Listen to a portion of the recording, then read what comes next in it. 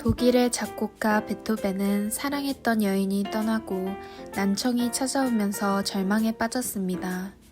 현실의 무게를 견딜 수 없었던 그는 어느 수도원을 찾아가 사정을 털어놓으며 나아갈 길에 대한 조언을 간청했습니다. 한참을 고민하던 수사는 나무 상자를 들고 와 구슬 하나를 꺼내라고 합니다. 베토벤이 꺼낸 구슬은 검은색이었습니다. 수사는 다시 한번 상자에서 구슬을 꺼내보라고 했습니다. 이번에도 꺼낸 구슬은 검은 구슬이었습니다. 그러자 수사가 말했습니다. 이 상자 안에는 10개의 구슬이 들어있는데 8개는 검은색이고 나머지 2개는 흰색이라네. 검은 구슬은 불행과 고통을, 흰 구슬은 행운과 희망을 의미하지. 어떤 사람은 흰 구슬을 먼저 뽑아서 행운과 성공을 빨리 붙잡기도 하지만 어떤 이들은 자네처럼 연속으로 검은 구슬을 뽑기도 한다네. 첫 곡으로 존박의 네 생각을 들으시면서 오전 방송 시작할게요. 화초에 꽃이 피어 네 생각이 나. 예쁜 걸 볼 때마다 네 생각이 나.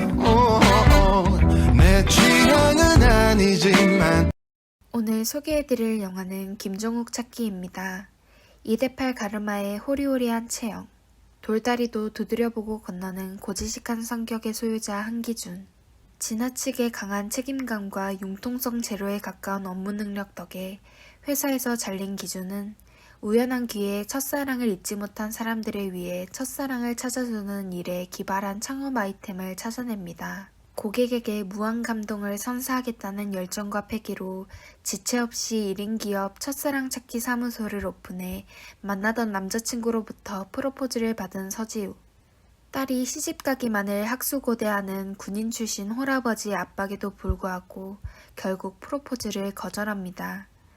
뮤지컬 무대 감독으로 일에만 매달려온 그녀 마음속에는 김종욱이라는 잊을 수 없는 사람이 있기 때문입니다.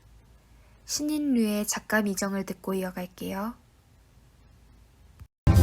담담했던 저 하늘 끝으로 내게 왠지 비가 내릴 것 같죠. 아버지에게 등 떠밀려 첫사랑 찾기 사무소를 찾은 서지우는 우여곡절 끝에 기억조차 희미한 첫사랑의 상대를 찾아보기로 결심합니다. 아버지에 끌려 첫사랑 찾기 사무소의 고객이 된 서지우. 그러나 그녀가 첫사랑에 대해 알고 있는 정보는 김종욱이라는 이름 석자가 전부입니다. 회사의 흥망성쇠를 결정할 첫 의뢰를 성공시키기 위해 필사적인 한기준은 특유의 치밀함과 꼼꼼함으로 김종욱 찾기에 나서고, 서지우는 고객 감동을 위한 한기준의 지나친 열의에 화가 나다 못해 지적합니다. 급기야 한기준은 전국의 세량 분포 중인 김종욱들을 찾아 나서는 여정에 동행할 것을 서지우에게 요구하게 됩니다. 오늘의 팝콘과 나초 마지막 곡으로는 015B 카더가든의 그녀에 따른 세사리에요를 들려드릴게요. 모든 걸 접어둔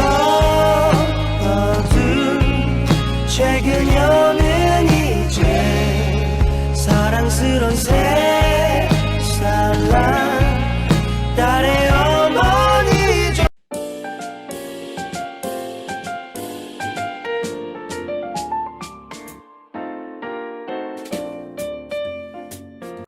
수사는 힘들어하는 베토벤을 향해서 다시 말했습니다. 그런데 중요한 것은 이 상자 안에는 아직 8개의 구슬이 남아있고 그 속에는 분명 흰 구슬이 있다는 거네.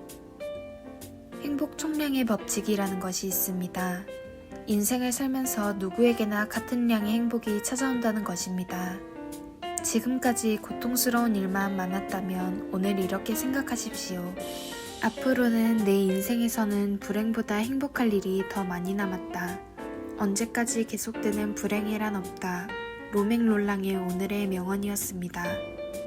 끝곡으로 염따의 아만다를 들으시면서 오전 방송 마칠게요. 지금까지 SEB 성운대학교 교육방송국의 담당 아나운서 김은주였습니다. 좋은 하루 되세요.